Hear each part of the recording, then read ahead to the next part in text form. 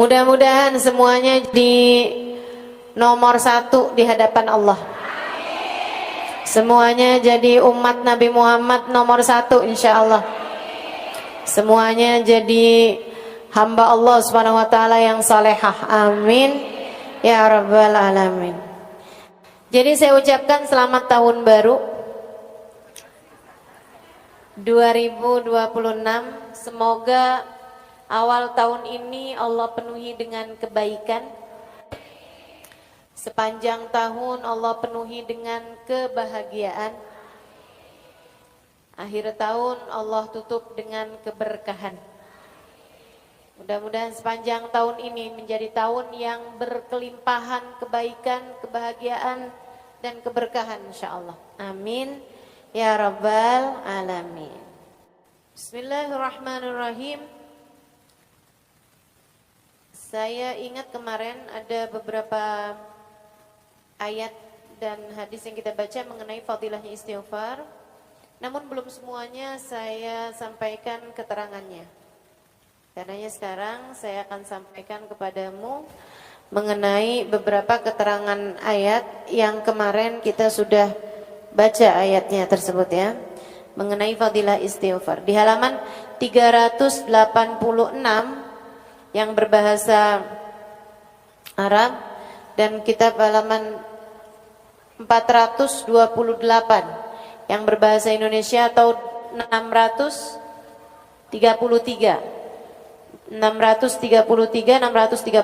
untuk yang cetakan yang terbaru. Berkata Imamul Haddad radhiyallahu taala anhu ardah wa nafa'na bi'ulumihi fid dharain amin. Bismillahirrahmanirrahim. Wa qala alaihi salatu wassalam, dan bersabda baginda kita Nabi besar Muhammad sallallahu alaihi wasallam, man lazimal istighfar, siapa yang banyak atau siapa yang terus menerus memohon ampun pada Allah Subhanahu wa taala, siapa yang terus menerus membaca istighfar, ja'alallahu lahu min kulli hammin faraja wa min kulli dhikin makhraja wa razaqahu min haitsu la yahtasib. Siapa yang banyak istighfarnya, siapa yang menetapi istighfar, terus-terusan memohon ampun pada Allah Subhanahu wa taala, Allah akan jadikan setiap kesulitannya ada kemudahan dan setiap kesempitannya ada kelapangan, dan Allah akan beri dia rizki dari arah yang tidak dia sangka-sangka. Wa qala alaihi salatu wassalam, dan Nabi Muhammad sallallahu alaihi wasallam juga mengatakan, tuba liman wajada fi sahifatihi istighfaran katsira. Beruntung orang yang mendapati di dalam buku catatan amal perbuatannya ada banyak istighfar. Jadi di sini menceritakan, mengatakan bahwa orang tuh kalau banyak istighfarnya itu nanti setiap susahnya ada kemudahannya gitu. Enggak mungkin biarkan kesulitannya tidak disusul dengan kemudahan. Setiap susahnya pasti ada mudahnya.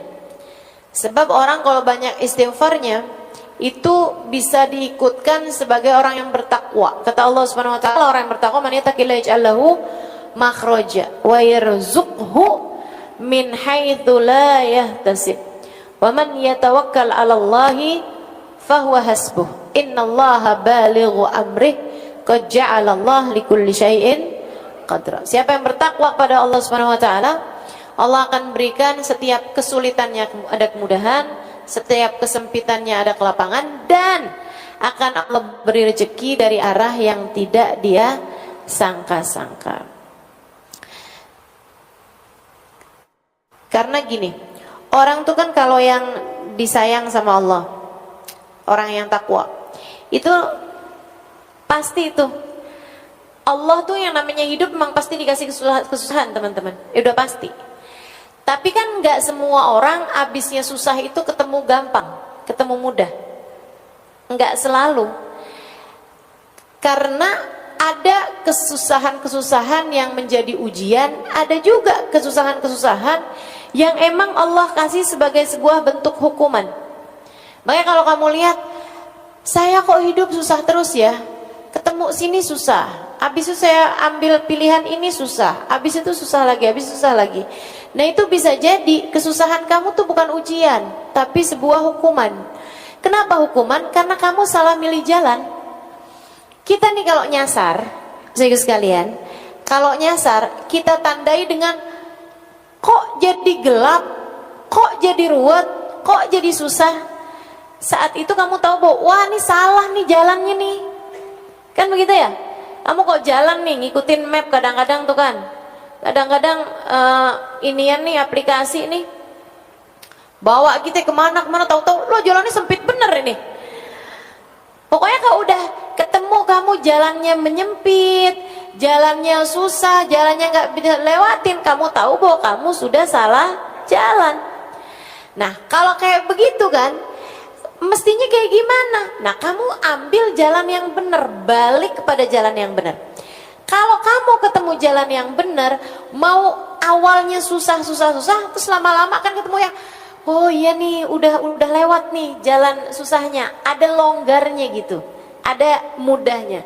Nah itu berarti yang kemarin-kemarin saat lagi susah, itu artinya kamu sedang berada dalam ujian berupa kesusahan. Kan begitu? Nah kalau ada orang habis susah, nempuh lagi jalan lebih susah lagi, ngambil lagi jalan lebih susah lagi, terus dia bilang kok saya susah terus ini ya. Bisa jadi kamu itu salah kamu adalah bahwa kamu tidak mengambil keputusan-keputusan yang baik, sehingga akhirnya salah-salah terus-terusan. Kau udah salah-salah terus-terusan, bisa jadi saat kesusahan kamu tidak sedang berada dalam ujian, melainkan kamu sedang berada dalam hukuman. Misalnya, ini kayak dari tadi, Ustazah ngomong apa sih? Nih saya kasih contoh. Saya kasih contoh teman-teman. Pacaran.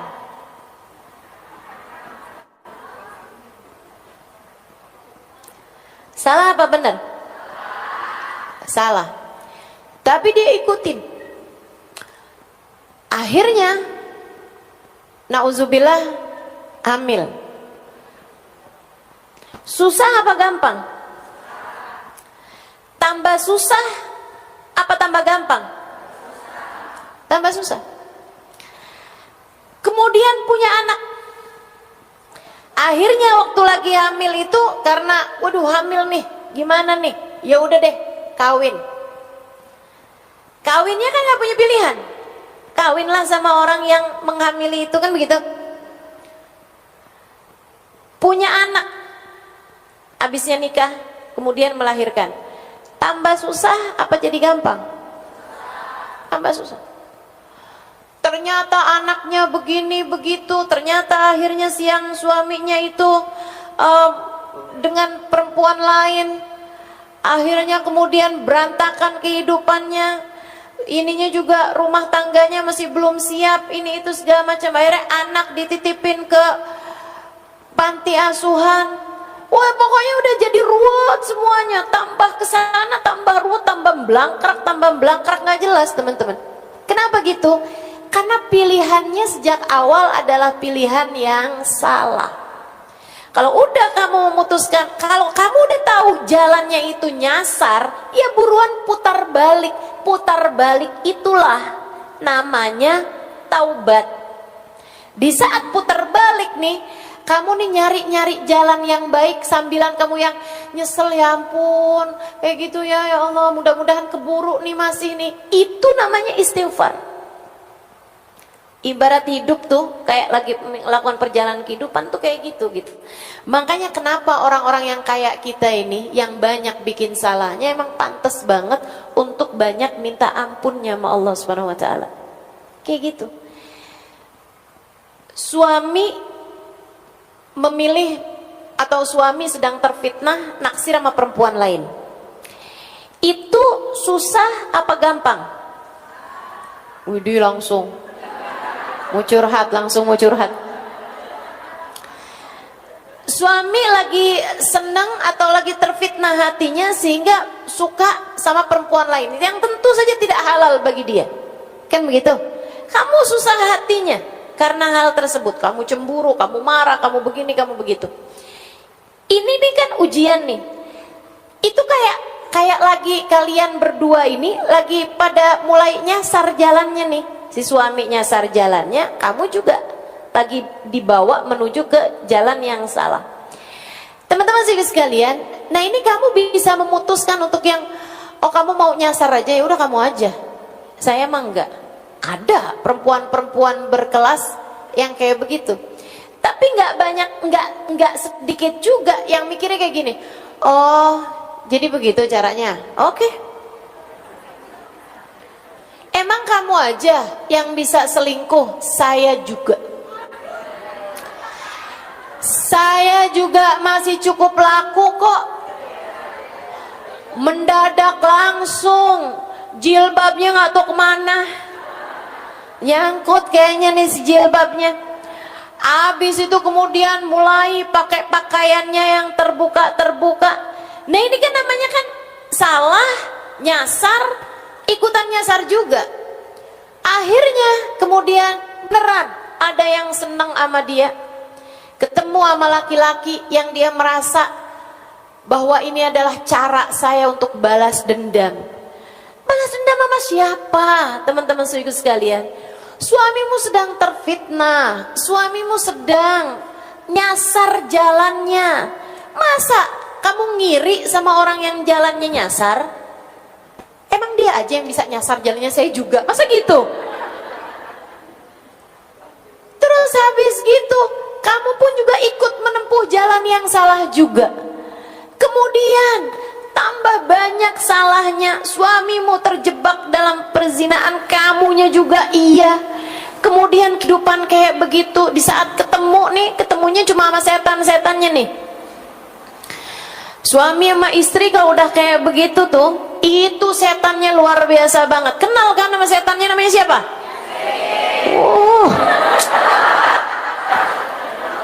Luar biasa.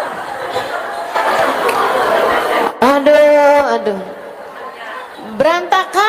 Berantakan hidup teman-teman saudaraku sekalian. Berantakan. Jangan kayak begitu. Jangan, ya. Tinggalkan, pilih keputusan baik dalam kehidupan. Ini udah tahun 2026 ini. Udah berganti waktu, udah terus aja jalan. Waktu-waktu ini begitu cepatnya berlalu, teman-teman sekalian. Kita nggak menuju kecuali semakin dekat makubur kita sendiri. Kalau kita mau biarkan diri kita memutuskan salah lagi, siapa yang menurut kamu akan memperbaiki kehidupan kamu? Kalau keputusan yang kamu ambil itu benar, nih, kalau keputusan yang kamu ambil itu benar, lagi susah-susah sekarang, nantinya itu akan ada kemudahan. Tapi kalau udah keputusan yang kamu ambil salah, saudaraku sekalian, kedepannya bakalan lebih ruwet lagi, lebih susah lagi, terus aja begitu, kamu bakalan susah terus hidupnya. Saya kesian sama kamu. Jangan mau hidup kamu susah.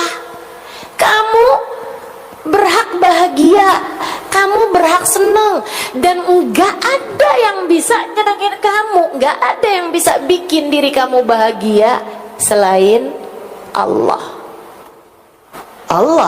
Maka enggak ada yang bisa bikin hidup kita bahagia selain Allah Subhanahu wa taala. Baru kayak begitu salah jawabnya. Nggak ada yang bisa bikin hidup kita bahagia selain Allah Subhanahu wa taala. Karena jangan ngandelin siapapun. Kamu hanya perlu dekat sama Allah. Nah sekarang gimana caranya mau dekat sama Allah? Nih kita udah terlanjur dosa kita udah banyak. Iya, istighfar, mohon ampun sama Allah, pendekatan lagi sama Allah, bersih lagi sama Allah. Kan gitu ya? Deketin lagi Allahnya. Kita seolah berkata, ya Allah, hamba-hamba yang pendosa nih, kayak kita ini seringkali kayak mau deket sama Allah tuh kayak malu gitu, kayak malu. Tapi kalau enggak deket sama Allah, ya kita tambah kotor. Kita kayak seseorang yang datang ke danau yang sangat jernih banget, tapi kita habis jatuh ke lubang, kita habis jatuh ke lumpur, saudara sekalian. Terus kita bilang sama danau itu, ya ampun, betapa inginnya saya mandi dan membersihkan diri saya, tapi saya merasa malu, saya khawatir kotoran-kotoran saya akan dapat mengotorimu. Kamu cakep banget danaunya, indah banget, jernih banget. Saya sebenarnya kepengen mandi, bersih-bersihin diri, karena saya tahu kamu dapat melakukannya. Air yang bisa bersihin kita kan. Tapi kan kita dari kotornya tuh sampai ngerasa, ya ampun, ya apa nggak ngotorin danaunya nih, cakep kayak begini, saya mandi airnya jadi kotor. Tapi danaunya bilang, kalau kamu nggak nyebur, kapan ceritanya kamu bisa bersih? Kemarilah, mandilah, bersihkan dirimu. Sesudah itu, kamu pun akan menjadi bersih. Dan kamu nggak usah perlu malu. Sebab keindahanku, kejernihanku tak akan dapat kamu mengotorinya. Allah kayak begitu. Allah kayak gitu.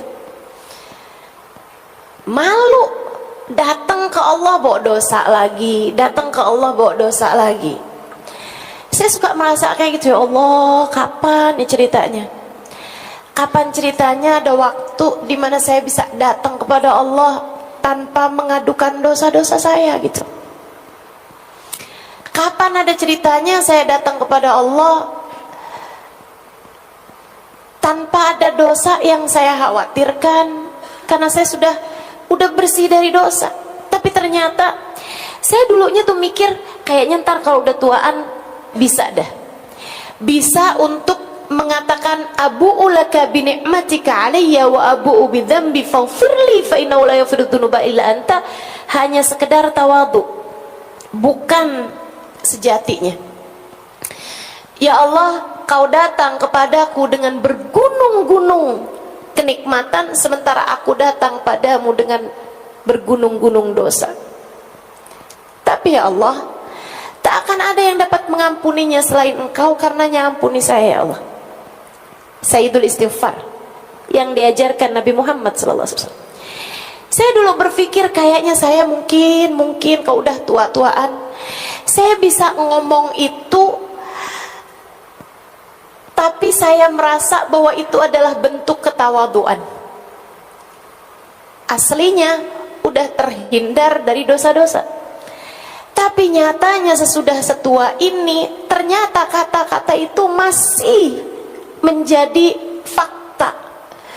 Bahwa sampai dengan sekarang, tahun berganti, bulan berganti, hari berganti, terus berganti, saya masih mengatakan kalimat tersebut, bukan sekedar bentuk ketawaduan, tapi kesejatian diri ini. Ya Allah, masih malu aja nih saya ya Allah.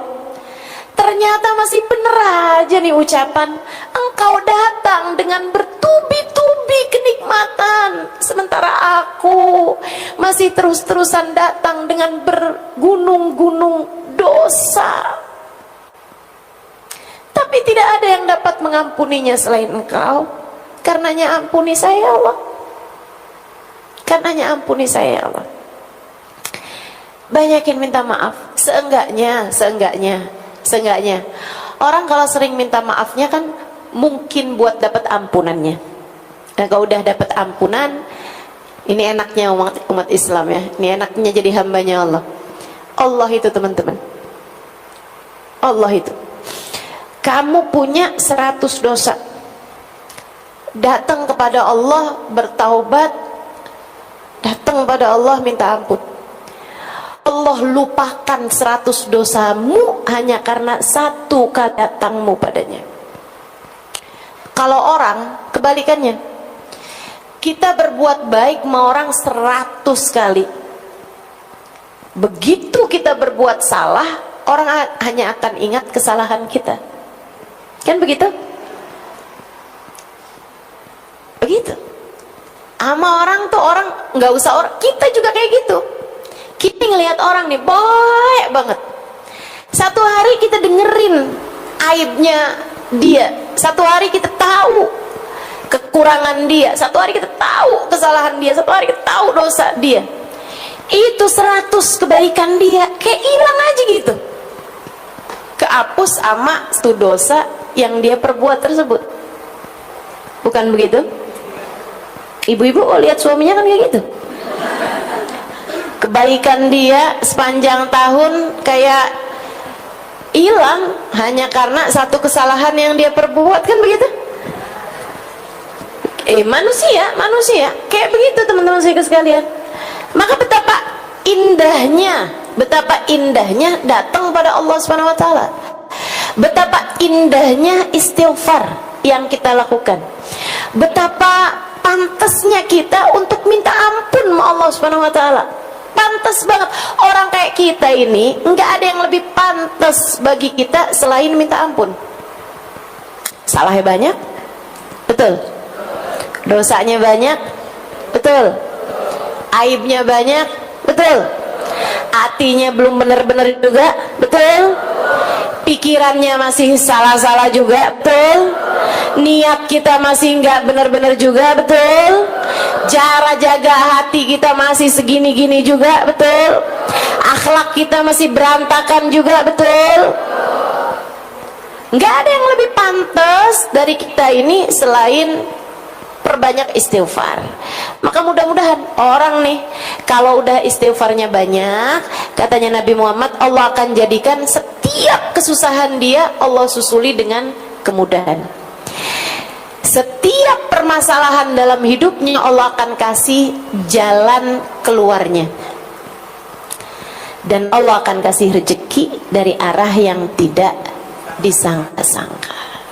Maka tetaplah memilih kebaikan dan tetaplah meminta ampun atas kesalahan dan dosa-dosa yang telah dilakukan. Insya Allah.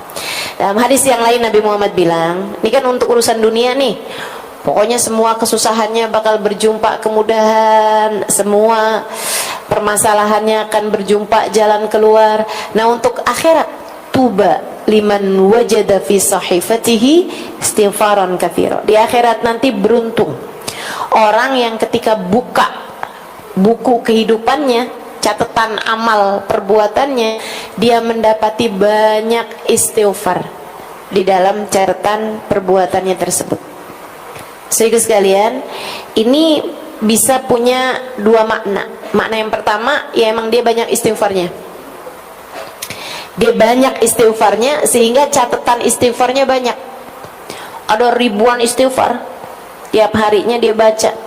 Ada permohonan ampun, tiap waktunya dia baca. Ada taubat dalam hatinya, ada penyesalan dalam jiwanya. Terus begitu teman-teman saya sekalian, terus begitu. Dia ketika buka nih buku catatan amal perbuatannya, memang ada dosa, memang ada ibadah-ibadah yang kurang-kurang, tapi selagi istighfarnya banyak, Allah Subhanahu wa taala akan mengampuni dosa-dosanya dia dan akan menambal kekurangan-kekurangan dia dalam ibadah karena banyaknya istighfar yang telah dia lakukan. Oke, beruntung orang yang istighfarnya banyak. Beruntung orang yang di akhirat nanti ketika buka buku rapot istighfarnya banyak. Itu makna yang pertama. Makna yang kedua teman-teman, kamu pernah dengar nggak hadis gini? Innallaha kullu man fis samawati wa ma fil ard yastaghfir li muallimin nasil khair. Sesungguhnya yang ada di langit dan yang ada di bumi dari makhluknya Allah Subhanahu wa taala memohonkan ampun untuk orang yang selalu mengajak orang lain berbuat kebaikan, untuk para pengajar-pengajar kebaikan, untuk para ustadz, para ustazah, para ulama yang selalu mengajak orang kepada kebaikan. Allah akan jadikan yang ada di alam semesta beristighfar baginya. Hatal hitan fil bahr, sampai kepada ikan di lautan. Tapi Allah nggak sebut ikannya itu dengan bahasa samak. Ini salah satu dari hadis yang saya andalkan, teman-teman, yang saya harapkan.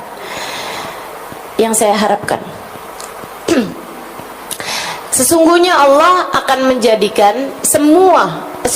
menjadikan apa yang ada di langit dan di bumi dari makhluknya Allah beristighfar, memohonkan ampun untuk orang-orang yang selalu mengajak kepada kebaikan. Teman-teman sekalian, hatal hitan fil bahr, katanya Nabi Muhammad, sampai ke ikan di lautan. Tapi Allah ketika menyebutkan hitan, ikan, ya, ikannya itu nggak pakai bahasa samak, tapi pakai bahasa hitan. Apa bedanya samak sama hitan, padahal artinya dua-duanya sama-sama ikan?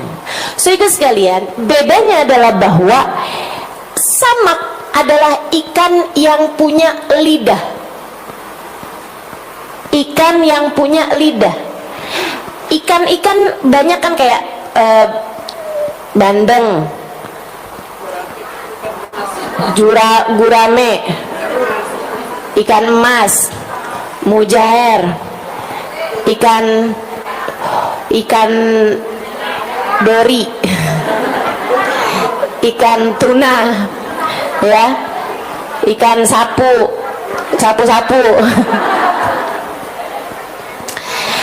Itu ikan-ikan yang punya lidah. Pernah ketemu nggak lidahnya ikan? Pernah nggak kamu lihat lidahnya teri? Pernah lihat nggak lidahnya teri? Nggak pernah kan? Itu teri bahasanya nggak samak tapi hitan. Kamu pernah nggak lihat lidahnya cumi-cumi? Nggak tahu tuh lidahnya yang mana gitu kan? Kamu pernah nggak lihat lidahnya udang? Nggak tahu lidahnya yang mana tuh udang. Nah itu ikan-ikan yang kamu nggak bisa lihat lidahnya, itu namanya hitan. Nabi Muhammad nyebutin ampe ikan yang nggak punya lidah di lautan beristighfar buat orang yang mengajar kebaikan. Makanya tuh kalau keterima doakan keterima. Saya bakalan jadi orang yang dapetin dalam catatan amal ibadah saya istighfar yang banyak. Kaget saya, ini kayaknya bukan buku saya deh, ini kayaknya bukan rapot saya nih malaikat om, ini kayaknya bukan punya saya deh nih. Kenapa gitu Alimah? Wah istighfarnya banyak banget, ada jutaan istighfar. Mana keburu saya kayak gak keburu istighfar segini banyaknya nih. Tapi kok tiap hari istighfar banyak banget, apalagi hari Kamis.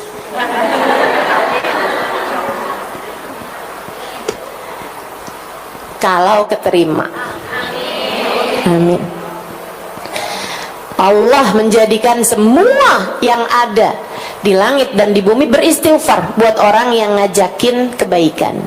Nah ibu-ibu jangan sampai nggak kebagian. Belajar buat ngajakin orang kepada kebaikan. Ustazah, saya nggak punya mic.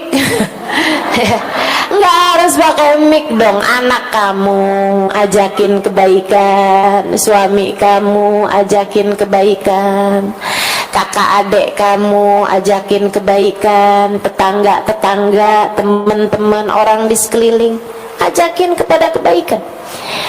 La an ahdaita rajulan ilal Islam ahabbu ilayya min humrin na'am.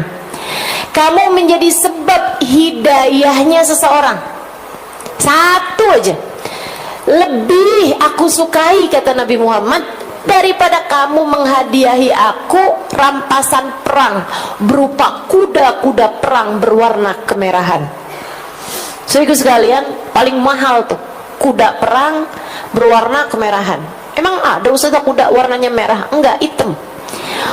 warnanya hitam, tapi kuda-kuda perang yang mahal itu hitamnya hitam pekat, sampai kalau lagi kena cahaya matahari kelihatan tembaga warnanya, kayak marun-marun gitu warna kudanya. Itu namanya humrin na'am, teman-teman sekalian, kuda perang berwarna merah. Harganya miliaran kalau di uang sekarang, uang kita di Indonesia ini ya, harganya tuh miliaran. Lebih mahal daripada Mercy, mahal tuh, lebih mahal daripada Al-Fatihah. Lebih mahal kuda-kuda perang yang warnanya merah. Nabi Muhammad SAW mengatakan, la an ahdaita rajulan ilal Islam ahabbu ilayya min humrin na'am.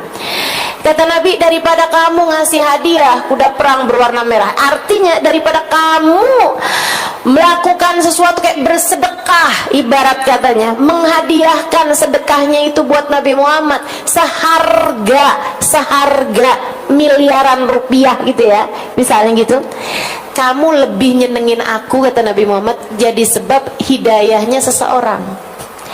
Jadi sebab hidayah seseorang tuh nggak harus memasukkan orang ke dalam agama Islam, enggak. Saudara kamu asalnya nggak sholat jadi sholat, kakak kamu asalnya durhaka sama suami jadi istri solehah dengan ajakan kamu. Orang di sekeliling kamu yang asalnya buka-buka aurat kemudian menjadi menutup auratnya, kamu jadi sebab hidayahnya seseorang, itu yang akan menjadi Nabi Muhammad ridho, seneng, cinta sama kamu. Begitu teman-teman. Dan itu kalau kamu yang meniatkan bahwa semua yang kamu lakukan ngajakin orang pada kebaikan, itu bisa termasuk diantara kelompok orang, dan kamu melaksanakan niat tersebut ya, melaksanakan niat tersebut bisa masuk dalam kelompok orang yang Allah akan menjadikan yang di langit dan di bumi beristighfar untukmu. Seukuran dengan mengajarnya, sama seukuran dengan keikhlasan dia dalam mengajar, teman-teman sekalian, seukuran dengan keikhlasan dia di dalam memberikan pelajaran-pelajaran kebaikan. Mudah-mudahan Allah jadikan kita sungguh-sungguh mendapati dalam catatan amal ibadah kita ada banyak istighfar. Amin. Wa hasbuka fi fadlil istighfar wa manafi'ihi wa fawaidihi qauluhu ta'ala wa ma kana Allahu mu'adzibahum wa hum yastaghfirun. Dan Allah Subhanahu wa taala tidak akan mengazab satu kaum selagi mereka beristighfar. Ayatnya itu diawali dengan wa ma kana Allahu liya'adzibahum wa anta fihim wa ma kana Allahu mu'adzibahum wa hum yastaghfirun. Kata Allah Subhanahu wa taala, wa ma kana Allahu mu'adzibahum wa anta fihim. Kami tidak akan mengadab satu kaum, Allah tidak akan menurunkan azab kepada satu kaum selagi engkau wahai Nabi Muhammad berada di antara mereka. Kami tidak akan mengadab suatu kaum selagi mereka selalu beristighfar. Waktu Nabi Muhammad meninggal dunia, ada banyak para sahabat menangisi ayat ini. Ada banyak para sahabat menangisi ayat ini. Mereka bilang, ya Allah, kita sekarang sudah kehilangan satu sebab terangkatnya azab, yaitu baginda Nabi Muhammad SAW. Kita harus menguatkan yang satu lagi, yaitu istighfar. Itu sebabnya wali-walinya Allah SWT, terutama di zaman-zaman akhir, mereka itu teman-teman saudaraku sekalian lebih memilih untuk diangkatnya azab dari umat dibandingkan dengan tampaknya karomah-karomah mereka. Mereka daripada kelihatan kekeramatannya, bisa ini bisa itu, mereka lebih memilih gak usah ya Allah, gak usah kau perlihatkan keramat kami kepada orang-orang, jadikanlah kemuliaan kami adalah terangkatnya azab kepada umat ini ya Allah. Sehingga sekalian yang saya muliakan, waktu Nabi Muhammad ada di atas muka bumi ini, muka bumi ini dari barat ke timurnya aman dari segala azab. Nggak pernah ada ceritanya, nggak pernah ada ceritanya turun azab semasa Nabi Muhammad ada di bumi. Kata guru saya Sayyidil Habib Umar bin Hafid, li ajlil ain qurratil Madinah, li ajlil ain qurratil Madinah, hanya agar menenangkan hati seseorang Allah mengangkat azab dari seluruh kota. Hanya agar tenang hati, tenang sepasang mata, hanya agar damai sepasang mata, Allah Subhanahu wa taala mengangkat azab dari seluruh penjuru bumi. Hanya agar hati Nabi Muhammad tenang, Allah Subhanahu wa taala mengangkat azab dari seluruh penjuru bumi. Semasa hidupnya baginda kita Nabi besar Muhammad sallallahu alaihi wa ala alihi wasallam. Saudara sekalian, Sayyidah Aisyah meriwayatkan, Nabi Muhammad tuh kalau udah mendung nih, ya, Nabi kalau udah mendung kayak gini nih teman-teman, Nabi akan duduk di atas sejadahnya. Beliau beristighfar, beliau berdoa sampai hujan air turun atau sampai mendungnya hilang. Ketika ditanya, kenapa ya Rasulullah? Nabi Muhammad menjawab, aku khawatir Allah murka kemudian menurunkan hujan api di atas kita. Aku khawatir Allah murka kemudian menurunkan hujan api di atas kita. Baginda kita Nabi besar Muhammad, wa maka Allahu mu'adzibahum wa anta fihim.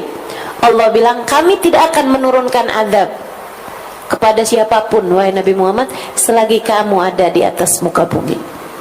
Keberadaan Nabi jagain bumi teman-teman, sampai wafatnya Nabi Muhammad sallallahu alaihi wasallam. Zamannya Sayyidina Umar bin Sayyidina Abu Bakar As-Siddiq, bumi damai, tenang, nggak pernah ada apa-apa. Sampai di masa kekhalifahan Sayyidina Umar bin Al-Khattab alaihi ridwanullah, satu waktu terjadi gempa.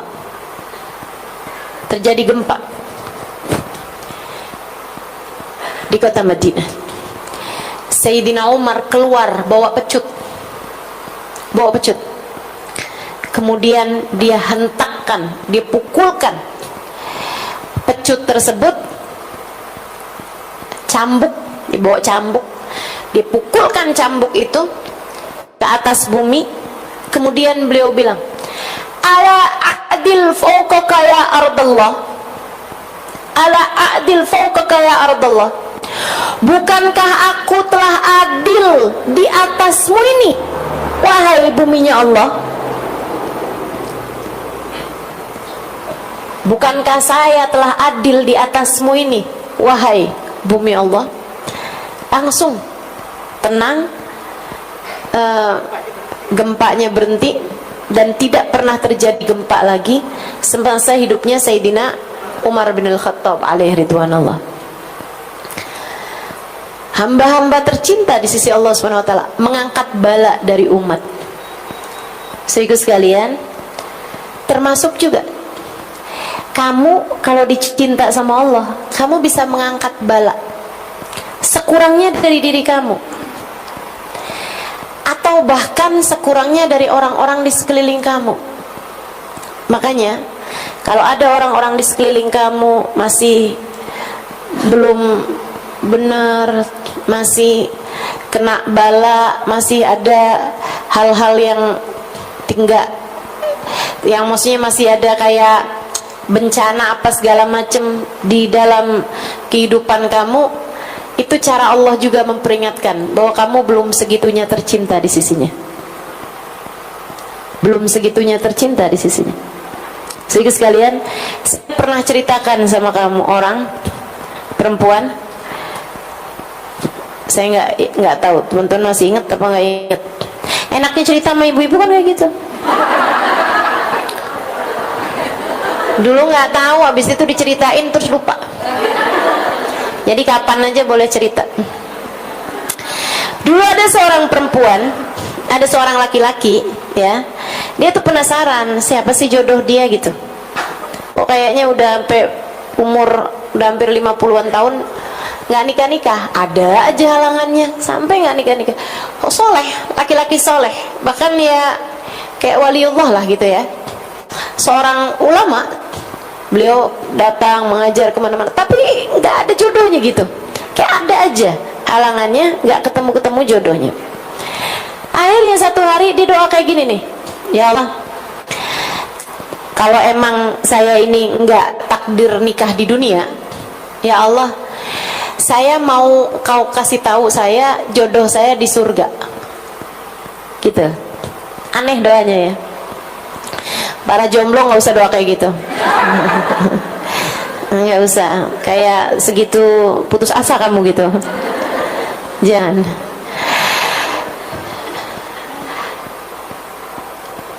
Malam-malam hari dia mimpi diberitahu ini adalah istri kamu di surga gitu.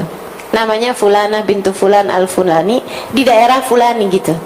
Dikasih tahu sampai tempatnya segala. Dia pun ada ngajar, ada dakwah gitu ke daerah tersebut. Ya.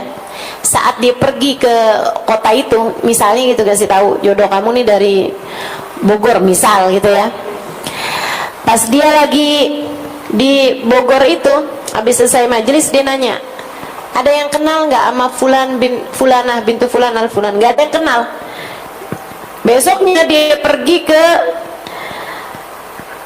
Jonggol misal, maksudnya tuh Bogor tapi yang dalamnya gitu, dalamnya lagi, kampungnya lagi gitu. Nah di sana dia nanya lagi gitu. Habis selesai dia nanya, ada nggak yang kenal sama Fulanah bintu Fulan al-Fulan? Habis selesai majelis ya, ada tuh pemuda, dia bilang saya kenal, tapi ada ya Syekh nanyain tentang dia. Kenapa emangnya? Itu Syekh seorang perempuan penggembala kambing, tinggal di lereng gunung, lereng bukit, nggak punya tetangga, nggak punya apa-apa. Perempuan aneh yang kayaknya sebatang kara juga gitu. Kayak kita semua nggak ada yang tahu juga kehidupan dia kayak gimana, sebatang kara aja gitu di rumahnya dia gitu. Jarang-jarang komunikasi, kayak kholwat aja gitu sendirian di rumahnya. Oh, di mana rumahnya? Kasih tahu rumahnya, besoknya siang-siang gitu ya. Pergilah ke sana. Pergi ke sana kelihatan tuh atas satu lereng gunung ada satu rumah itu aja. Mau masuk ke dalam rumah, dia heran sama sebuah pemandangan. Apa itu? Ada serigala sama kambing lagi elus-elusan, lagi sayang-sayangan. Pikiran kamu jangan kotor, sayang-sayangan kayak ibu sama anaknya gitu, kayak ibu sama anaknya gitu kan sekali lihat tuh anak kambing kucing lagi dielus-elus sama emaknya kan itu tuh. Nah ya kayak gitu loh. Tapi ini serigala sama kambing, aneh banget kan dia ngeliat pemandangan itu. Akhirnya dia ketok pintu. Assalamualaikum ya Fulanah bintu Fulan al-Fulani, sebutin namanya. Gak ada jawaban. Assalamualaikum ya Fulanah bintu Fulan al-Fulani, gak ada jawaban juga. 3 kali. Assalamualaikum warahmatullahi wabarakatuh ya Fulanah bintu Fulan al-Fulani. Dalam nyaut suara perempuan. Waalaikumsalam warahmatullahi wabarakatuh ya Fulan bin Fulan al-Fulani. Tahu juga dia. Yang datang siapa dia tahu. Warahmin inda babi, dan pergilah dari pintuku, bukan di sini tempat kita bertemu. Cie. Lain urusannya nih. Jadi si perempuan yang didatangi udah tahu kalau yang datang adalah calon suaminya, tapi di surga. Makanya dia bilang bukan di sini tempat kita bertemu. Kita dijodohinnya nggak di dunia nih, kita dijodohinnya ntar di akhirat. Pergilah dari pintuku ini. Terus adik-adik jomblo jadi pada mikir nih. Saya doa juga ya. Tunjukkan saya ya Allah siapa jodoh saya ya Allah. Habis itu ketemu kamu adalah jodohku. Ada. Tar yang datang mimpinya bukan petunjuk dari Allah, tapi malah pesan-pesan yang dikirimkan sama setan. Nah itu jangan sampai juga kejadian kayak gitu. Laki-laki tersebut menjawab, marhaba, baiklah, saya akan pergi dari pintumu. Memang bukan di sini tempat kita bertemu, tapi saya cuma mau nanya satu hal sama kamu. Udah terlanjur ke sini, saya harus dapat ilmu nih. Jadi seenggaknya datang untuk menuntut ilmu. Dia bilang, kalau boleh saya tahu, saya dapetin ada serigala saling sayang sama kambing. Kambingnya nggak kabur sama tuh serigala, serigalanya nggak nerekam tuh kambing. Kalau boleh saya tahu, apa yang membuat rahmat Allah segitu besarnya turun padamu sampai kambingnya dijaga sama Allah nggak kena adnya serigala? Ya kan gitu. Mestinya tuh untuk kambing ketemu sama serigala nih kan terekam teman-teman, dan itu kan bala segede-gede bala buat kambing, ya kan? Tapi ini kok kamu sampai segala kambingnya kamu aja loh dijaga sama Allah. Kambing kamu nih sampai dijaga sama Allah segitunya gitu. Apa sebabnya? Perempuan tersebut menjawab, innahu mahab rahmah min indillah. Saya rasa itu memang rahmatnya Allah aja gitu. Cerita ini pernah diceritakan Sayyidil Habib Umar bin Hafid. Teman-teman saya sekalian, salah satu dari ilmu-ilmu yang berulang kali saya mendengarkannya dari Sayyidil Habib Umar bin Hafid dalam pelajaran-pelajaran beliau. Akhirnya dia bilang, ya udah kalau gitu saya pamitan ya. Memang kalau udah rahmatnya Allah, Allah mau ngasih yu'ti man yasha kan gitu. Allah ngasih aja, nggak pakai pandang bulu gitu kan. Kalau Allah mau ngasih aja gitu. Jadi dia bilang, saya nggak ngerti sebabnya apa, tapi itu pembelian dari Allah SWT. Oh ya udah kalau gitu saya pamitan. Tapi baru beberapa langkah dia bilang, tunggu, barangkali kenapa Allah memberikan ini pada saya adalah karena la'allahu khaslah Husailah saghirah kanat ma'i. Mungkin ini disebabkan karena saya punya satu sifat kecil, sifat baik kecil ada dalam diri saya. Dia bilang, apa itu? Saya kalau sedang berada dalam panas tidak berharap dingin. Saya kalau berada dalam dingin tidak berharap panas. Saya kalau sedang berada dalam keadaan lapang tidak berharap sempit, dan sempit tidak berharap lapang. Saya kalau lagi nggak punya duit nggak berharap punya duit, kalau punya duit nggak berharap nggak punya duit. Kalau yang kedua gampang, tapi yang pertama itu yang repot. Saya kalau sedang sehat nggak berharap sakit, ya iya. Tapi saya kalau sedang sakit pun saya tidak berharap sehat. Saya tahu apapun yang Allah Subhanahu wa Ta'ala tetapkan adalah yang terbaik, sehingga saya menerimanya dengan penuh sukacita. Saya rasa itulah sebabnya kenapa Allah Subhanahu wa Ta'ala menurunkan rahmatnya pada saya. Laki-laki tersebut mengatakan, innahu laysat husailah, innaha khaslah kabirah. Itu sih bukan sifat kecil, itu adalah sifat besar yang tidak dimiliki kecuali oleh para hamba-hamba terkasih, tercinta di sisi Allah. Kamu bagaimana? Ya Allah, terima tuh, gampang.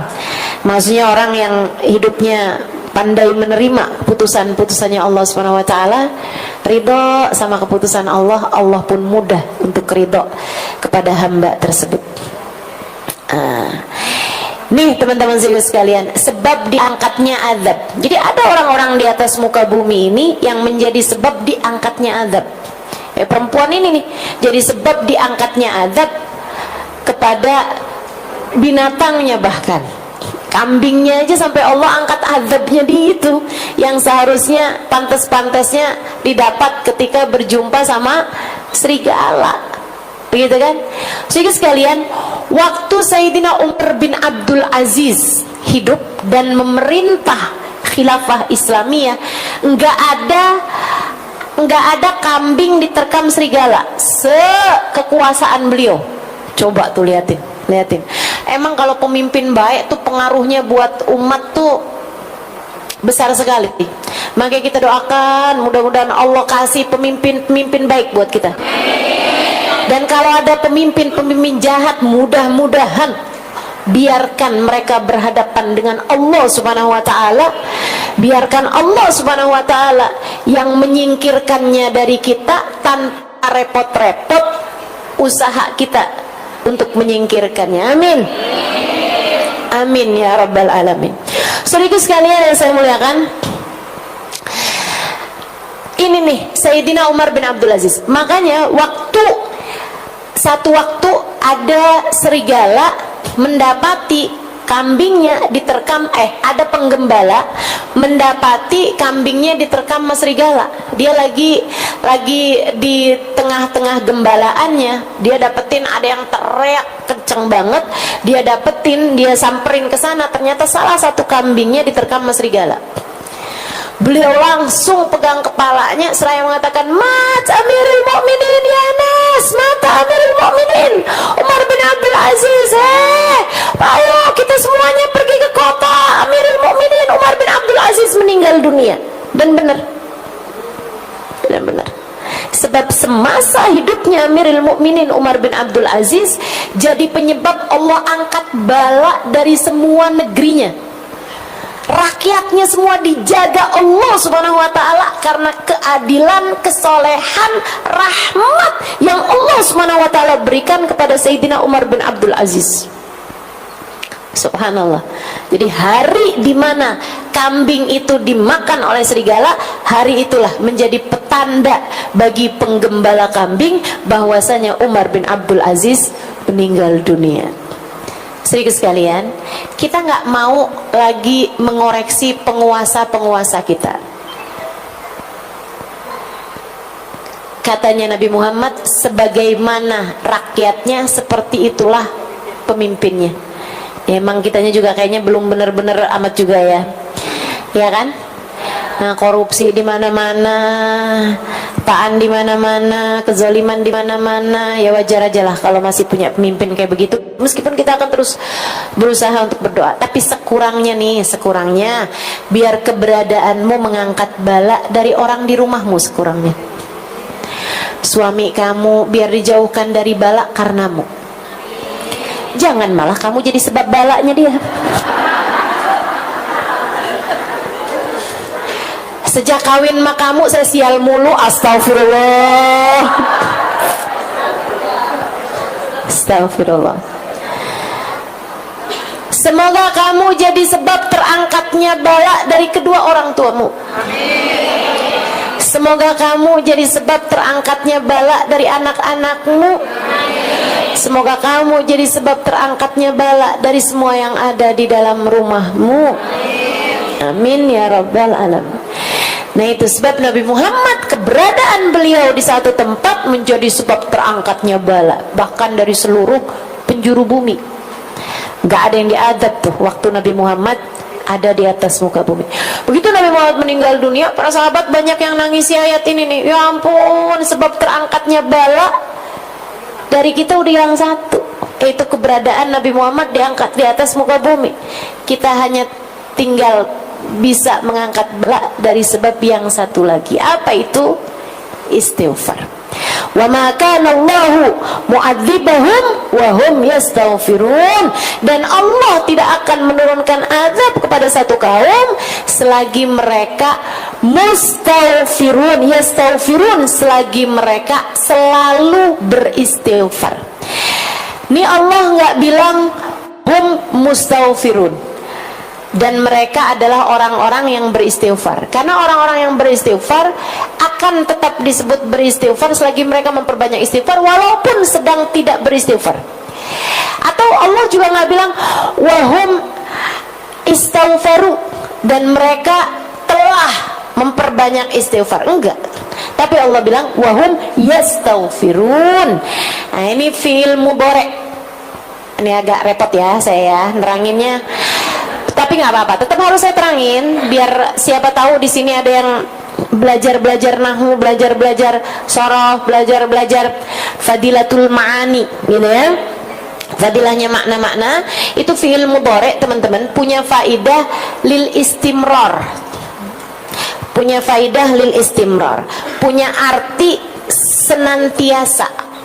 Makanya Allah ketika menceritakan bahwa Allah bersolawat kepada Nabi Muhammad nggak pakai fi'il madhi. Allah nggak bilang Allah, sungguhnya Allah dan segenap malaikatnya telah bersolawat, nggak gitu, nggak gitu. Tapi pakainya innallaha wa malaikatahu yusalluna 'alan nabi. Yusallun pakai fi'il mudhari', punya faidah sedang, senantiasa, dan selalu. Ya, punya faedahnya salah satunya adalah dengan senantiasa, punya arti senantiasa. Artinya Allah tidak akan menurunkan adab kepada satu kaum selagi mereka selalu senantiasa beristighfar. Istighfar yang banyak biar Allah angkat adab. Angkat adab dari dirimu, karena dosa-dosa ini pantas bikin kita diadab sama Allah. Mudah-mudahan Allah angkat adab dari kita ini teman-teman. Biar Allah angkat azab dari rumah tanggamu, biar jadi rumah tangga yang terjaga. Nah, itu mesti banyak istighfarnya, mesti banyak istighfarnya. Apalagi kita nih di bulan ini ya, bulan Rajab, emang bulannya istighfar teman-teman. Ini alhamdulillah walaupun tanpa rencana, tapi memang Allah SWT jadikan kita bahas urusan istighfar pada bulannya istighfar. Itu kayak Allah lagi mau bilang gitu, kurang apa nih? Kurang apa? Kalau enggak istighfarnya kamu perbanyak juga, mau nungguin apa lagi? Diajarin buat memperbanyak istighfar pada bulannya istighfar. Mudah-mudahan Allah anugerahkan pada kita kemampuan untuk mengamalkannya, hidayah dan taufik untuk dapat mengamalkannya insyaallah. Amin ya rabbal. Wa qala ta'ala mukhbiran an nabihi Nuh alaihi salam. Dan juga fadilahnya istighfar banyak banget nih. Ucapannya Nabi Nuh alaihi salam dalam surat Nuh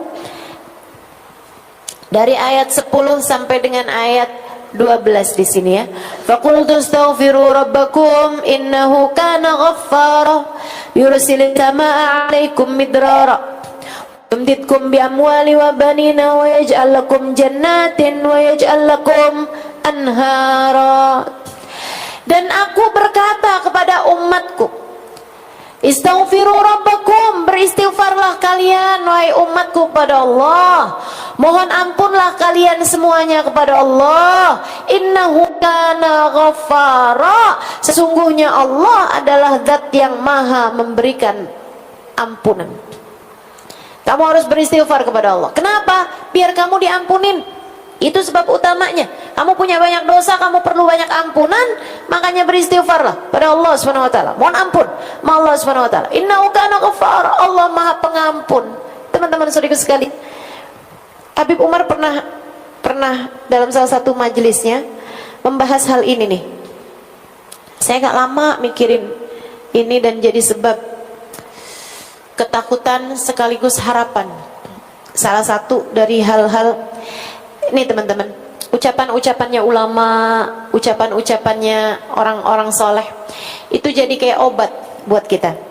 Ada seorang sahabat saya bilang, dia bilang subhanallah, memang ucapan orang soleh, ucapan ulama itu jadi kayak obat buat kita. Kita nih kadang-kadang kayak ibu-ibu nih, kayak nerima ilmu, asal jangan pakai penolakan ya. Asal kayak hati kamu tuh jangan ada keraguan-raguan terhadap apa yang saya ajarkan, gitu kan? Jangan sampai ada di hati kamu, sudah Halimah nih ngomong saya ngomongnya doang. Emang ustadzanya sekarang udah kayak gimana sih?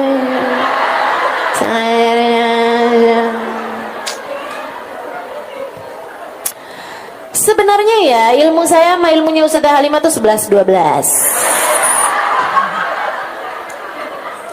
Saya disuruh baca kitab gundul gitu kayak bisa lah. Ya kayak bedanya cuman kayak dia bisa lebih mudah meyakinkan orang aja sih sebenarnya. Jangan ada perasaan-perasaan kayak begitu sama orang yang mengajarkan kepadamu kebaikan. Jangan punya perasaan kayak yang diulang-ulang mulu, ceritanya itu mulu. Ini ya Ustazah Halimah cerita yang ini nih kayak udah ke 579 lah. Hati-hati, jangan ya. Tapi selagi kamu mendengarkannya dengan rasa menerima ilmu tersebut kayak yang iya ya ampun, mudah-mudahan ya gitu ya. Walaupun kamu ngerasa kayak yang ketika datang hari-hari itu, duh saya ini udah banyak ngaji tapi kok kayak gini-gini mulu ya, kayak kamu ngerasa nggak ada manfaatnya gitu, kayak kamu ngerasa ilmu yang sudah didapat selama ini tuh kayak nggak banyak mengubah kamu gitu.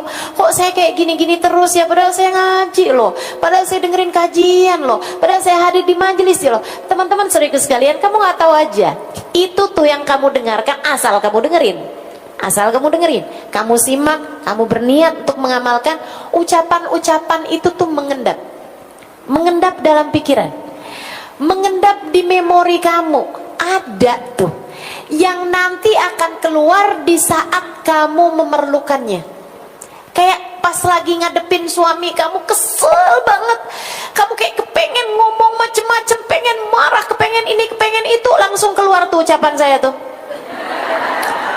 Suami yang pegang kunci surga, yang benar mas suaminya, jangan sampai kunci surga kamu dia telan. Betul, pasti itu. Di saat kamu lagi kepengen beli apa-apa kan, tapi duit kamu nggak ada gitu kan, di saat kayak ambisi banget gitu, pasti terngiang tuh ucapan saya. Sesedikit apapun uangmu cukup untuk membiayai hidupmu. Sebanyak apapun uangmu gak bakal cukup membiayai. Kalau kepengen hidupnya tenang, damai, jangan banyak. Iya kan? Yakin tuh saya, pas kamu lagi scroll Shopee, tanggal-tanggal ganjil kayak hari ini, ya Allah, obat teman-teman saudara sekalian, ucapan-ucapan ulama obat, maksudnya ucapan-ucapan yang tentu saya mungkin bukan ulama amat ya, ubaru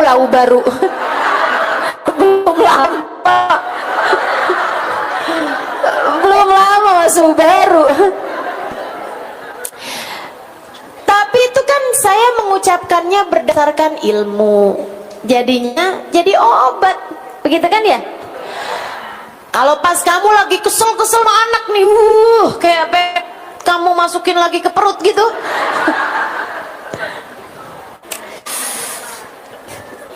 Rasanya kayak udah marah banget, kesel banget gitu. Tiba-tiba terlintas tuh ucapan, anakmu bukan milikmu, anakmu miliknya Allah. Kalau kamu berbuat jahat sama dia, yang punya bakalan marah sama kamu. Kan gitu? Nah, tuh inget-inget ucapan-ucapan ucapan, saudaraku sekalian yang saya muliakan, jadi obat buat kita sekalian nih, jadi obat buat kita sekalian.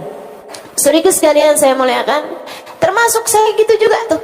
Ucapan guru-guru saya, ucapan para ulama-ulama, jadi obat buat kita sekalian nih gitu. Buat saya, buat ngingetin. Salah satu dari ucapan Sayyidil Habib Umar bin Hafid yang seringkali jadi obat buat saya nih. Saya kasih tahu. Katanya Habib Umar dalam salah satu kajian beliau, Innallaha la yubali. Habib Umar bilang, kamu jangan pikir Allah tuh cuma punya sifat 99 itu aja. Asmaul Husna tuh sifat-sifatnya Allah. Apalagi kalau kamu nyangka sifat-sifatnya Allah ya hanya sifat wajib, sifat mustahil, sifat jaiz, itu enggak gitu. Kata Habib Umar bin Hafid, sifat-sifatnya Allah banyak.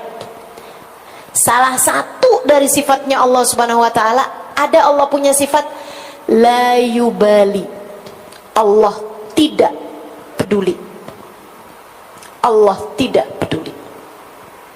Salah satu sifatnya Allah adalah la yubali, Allah tidak peduli. Allah tidak peduli nih teman-teman saya sekalian. Allah nggak peduli kamu anaknya siapa. Allah nggak peduli kamu muridnya siapa. Allah nggak peduli kamu ibunya siapa. Bahkan Allah kalau lagi benar-benar marah, kadang-kadang nggak peduli kamu umatnya siapa. Allah cabut hidayah tersebut hingga kamu tidak lagi jadi umatnya Nabi Muhammad sallallahu alaihi wasallam. Allah nggak peduli. Allah nggak peduli. Allah nggak peduli.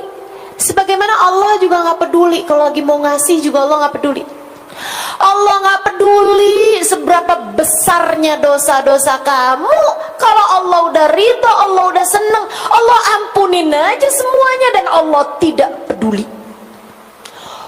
Mau orang nih dosanya segede-gede gunung Uhud sekalipun, mau kayak hampir bumi ini dia penuhi dengan dosa, bukan hanya dosa kecil tapi dosa besar sekalipun. Andai ada orang ngebunuh begitu banyak orang sekalipun, kalau Allah ridho sama dia, kalau Allah mau sama dia, kalau Allah kemudian mengampuni dosa dia, Allah ampuni aja dan Allah nggak peduli.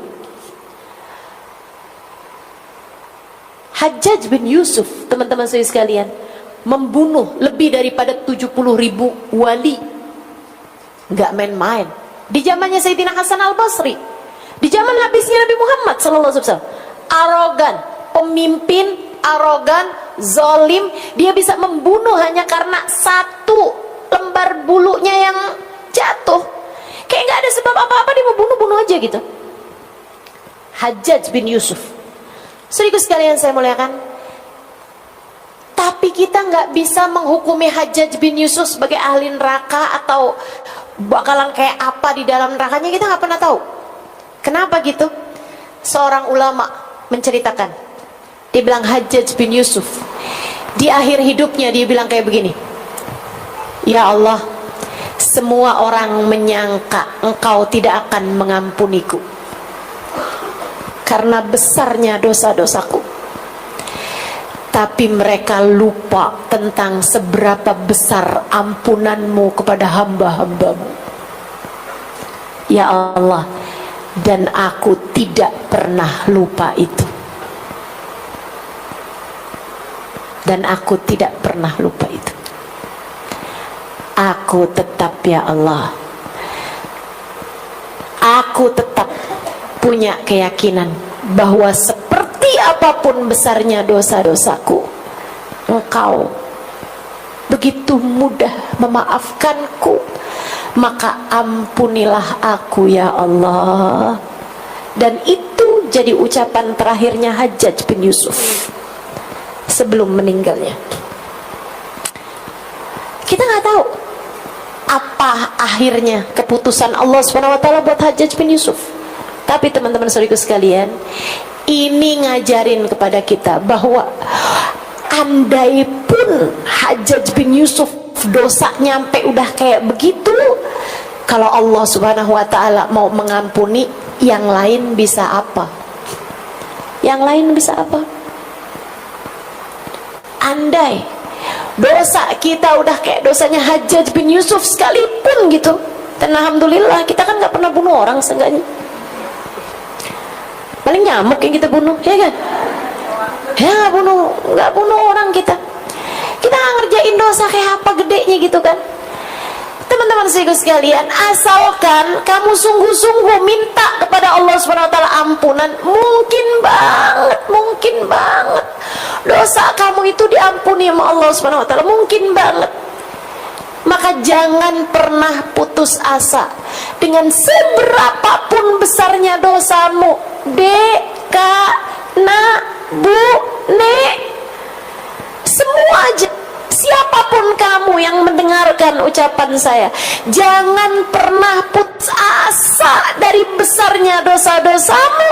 Allah kalau mau ngasih kamu ampunan, Allah tidak peduli. Allah kalau mau ngampunin, Allah nggak peduli.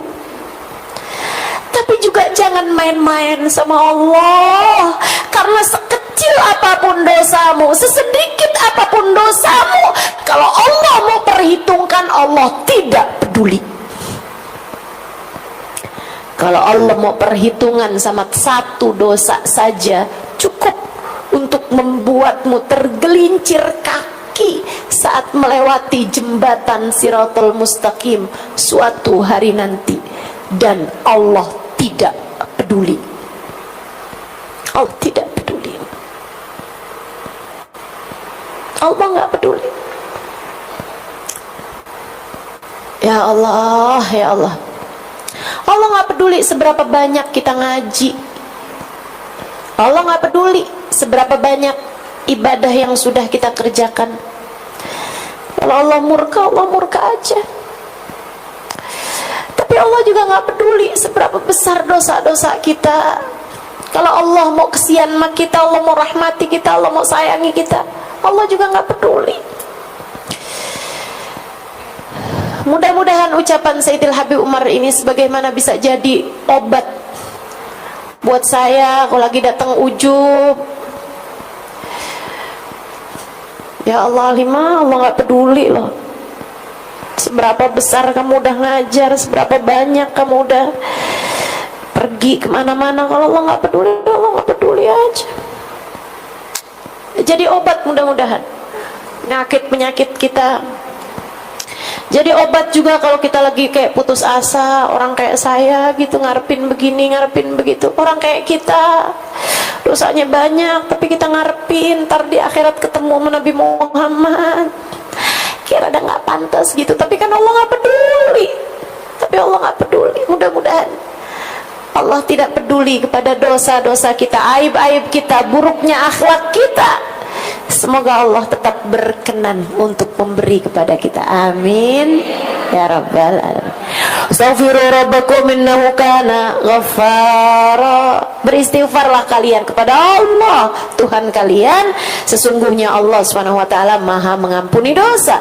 Yursilis sama alaikum midrara. Allah bisa banget nurunin hujan dengan sangat deras di saat musim kemarau tiba. Kalau kalian lagi musim kemarau, kemudian lama nggak turun-turun hujan, ya Allah gimana nih Allah, gimana nih Allah? Astaghfirullahaladzim, minta ampun sama Allah Subhanahu wa taala biar Allah turunkan hujan. Nah, kayak kita juga, kita berharap bukan hujan air udah banyak ya. Kita minta sama Allah Subhanahu wa taala hujan berkah, hujan rahmat, hujan ampunan, hujan hidayah, hujan hadiah-hadiah dari Allah Subhanahu wa taala. Semoga diturunkan kepada kita insyaallah sepanjang tahun ini insyaallah, penuh dengan fujatil khair, penuh dengan hadiah-hadiah yang menyenangkan, penuh dengan kejutan-kejutan indah dari Allah Subhanahu wa taala buat kita sekalian insyaallah. Amin ya rabbal alamin. Yumditkum bi amwal. Allah karuniakan anak-anak, Allah karuniakan harta kepada kalian, Allah karuniakan anak-anak kepada kalian yang saleh-salehah, wajalakum jannat, Allah berikan kepada kalian jannatin, kebun-kebun, semuanya pada tumbuh buah-buahannya, tumbuh bunga-bungaannya yang indah. Waj'alakum anhara, Allah alirkan sungai-sungai yang indah untuk kalian semuanya. Artinya kedamaian, keindahan bisa dengan mudah Allah SWT berikan kepada kita selagi kita senantiasa memohon ampunan kepadanya. Insya